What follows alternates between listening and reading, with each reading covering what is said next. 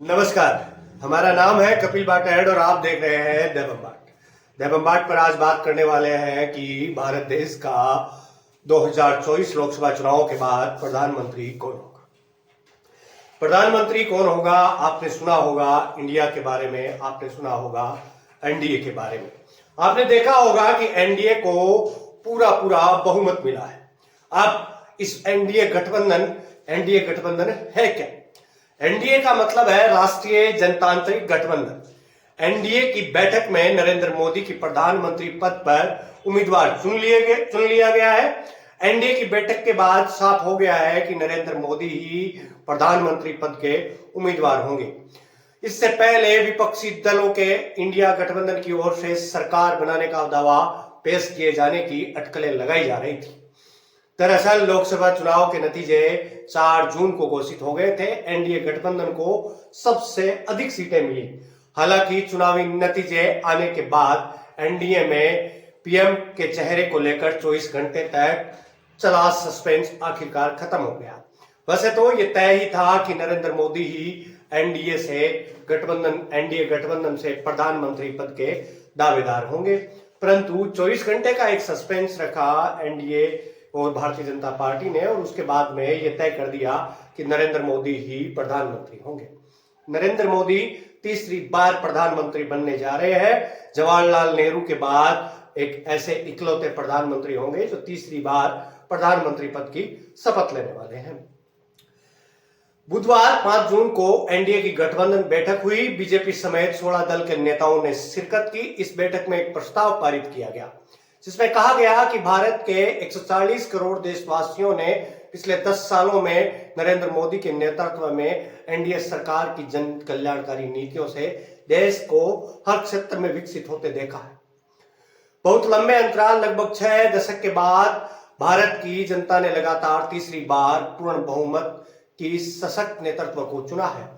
अब बैठक में क्या हुई चर्चा? प्रस्ताव में कहा गया कि हम सभी को गर्व है कि 2024 का लोकसभा चुनाव एनडीए ने नरेंद्र मोदी के नेतृत्व में एकजुटता से लड़ा और जीता। हम सभी एनडीए के नेता नरेंद्र मोदी की सर्वसम्मति से अपना नेता चुनते हैं। मोदी के नेतृत्व में एनडीए की सरकार भारत को गरीब, महिला, युवा, किसान और शोषित, वंचित व पीड़ित नागरिकों की सेवा करने के लिए प्रतिबद्ध है। भारत की विरासत को सुरक्षित कर देश के सर्वांगीण विकास हेतु एनडीए सरकार भारत के जन जन के जीवन स्तर में सुधार लाने के लिए कार्य करती रहेगी। नरेंद्र मोदी ने वहीं राष्ट्रपति को अपना इस्तीफा भी सौंप दिया।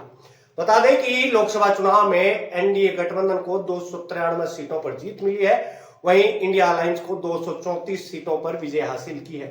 बीजेपी को अकेले 240 सीटें मिली हैं। कल सुबह है 5 जून को नरेंद्र मोदी ने प्रधानमंत्री पद से इस्तीफा दे दिया और वो प्रधानमंत्री नरेंद्र मोदी हो गए और उसे राष्ट्रपति भवन पहुंचकर राष्ट्रपति द्रौपदी मुर्मू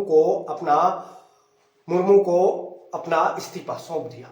फिलहाल नरेंद्र मोदी ने सरकार के गठन तक देश के कार्यवाहक पीएम की कमान संभालने वाले हैं। वहीं विदेशों से चारों तरफ से विदेशों से बधाइयों के तांते लग गए। इजराइल के प्रधानमंत्री ने दी शुभकामनाएं। इजराइल के प्रधानमंत्री बेंजामिन नेतन्याहू ने भी लोकसभा चुनाव में तीसरी जीत पर पीएम मोदी को बधाई दी। उन्होंने एक्स पर पोस्ट करते हुए लिखा कि प्रधानमंत्री नरेंद्र मोदी को लगातार तीसरी बार फिर से चुने जाने पर हार्दिक बधाई देता हूं। वहीं यूक्रेन के राष्ट्रपति ने भी बधाई दी। इसके अलावा यूक्रेन के राष्ट्रपति वोलोदिमीर जेलेंस्की ने पीएम मोदी को बधाई दी। एक्स पर पोस्ट करते हुए उन्होंने लिखा कि भारत में दुनिया की सबसे बड़ी लोकतंत्र चुनाव को सफल आयोजन का स्वागत करता हूं। भाजपा के संसदीय चुनाव में लगातार तीसरी बार जीत पर प्रधानमंत्री नरेंद्र मोदी और भाजपा और एनडीए की जीत हुई है। सभी को बहुत बहुत बधाई। वहीं ताइवान के राष्ट्रपति ने भी बधाई दी। ताइवान के राष्ट्रपति लाई चिंगते ने पीएम मोदी को बधाई दी। उन्होंने कहा वह दोनों देशों के बीच तेजी से बढ़ते संबंधों की ओर आगे बढ़ाना चाहते हैं। वहीं उन्होंने इंडो पैसिफिक शांति और समृद्धि की वकालत की। उन्होंने भारतीय ताइवान सहयोग को विस्तार देने पर जोर दिया। उन्होंने एक्स पर बधाई दी। यूएई के राष्ट्रपति मोहम्मद बिन जायद ने कहा कि मैं अपने मित्र नरेंद्र मोदी को बधाई देता हूं। मैं भारत को और प्रगति और विकास की ओर ले जाने में उनकी सफलता की कामना करता हूं। हमारे दोनों देशों के बीच गहरी रणनीतिक साझेदारी है। वहीं सिंगापुर के पीएम मोदी ने भी दी शुभकामनाएं। सिंगापुर के प्रधानमंत्री लोरेंस वेंग ने भी आज प्रधानमंत्री नरेंद्र मोदी को बधाई दी। इंडोनेशिया के राष्ट्रपति ने भी दी बधाई। इंडोनेशिया के राष्ट्रपति जोको विडोको ने एक्स पर पोस्ट करते हुए कहा कि 2024 के भारतीय आम चुनावों को सफल समापन और परिणाम के लिए प्रधानमंत्री नरेंद्र मोदी को बधाई। हमारे दोनों देशों और क्षेत्र की पारस्परिक समृद्धि के लिए इंडोनेशिया भारत व्यापक रणनीति की साझेदारी की बढ़ाने की आशा है। इन वैश्विक नेताओं ने भी दी है बधाई। बहुत सारे नेता हैं जिन्होंने बधाई दी। लगभग सभी देशों के प्रधानमंत्रियों और राष्ट्रपतियों ने नरेंद्र मोदी को दोबारा से प्रधानमंत्री बनने की बधाई दी। वहीं कांग्रेस के सपने एक बार फिर से धूमिल हुए कि वो अपने पूरे देश में अपनी बयार ला सकते हैं, नरेंद्र मोदी के खिलाफ एक मोर्चा खड़ा कर सकते हैं। लेकिन भारत में अब एक मजबूत विपक्ष खड़ा होगा नरेंद्र मोदी का सामना करने के लिए, और नरेंद्र मोदी के सामने मजबूत विपक्ष के कारण उनके फैसले किस प्रकार से होते हैं या आने वाले समय में हमें पता चलेगा। ये सारी चीजें भविष्य के गर्भ में है। अभी मैं आपसे विदा लेता हूं, मिलते हैं किसी अन्य वीडियो में। तब तक के लिए आप द बम्बार्ड के और वीडियोस को खंगालिए और देखिए कि कैसी स्थितियां चल रही हैं पूरे देश में, क्या चल रहा है, क्या बातचीत हो रही है। अभी मैं आपसे विदा लेता हूं। आप यहां तक आए इसके लिए आपका धन्यवाद, आभार।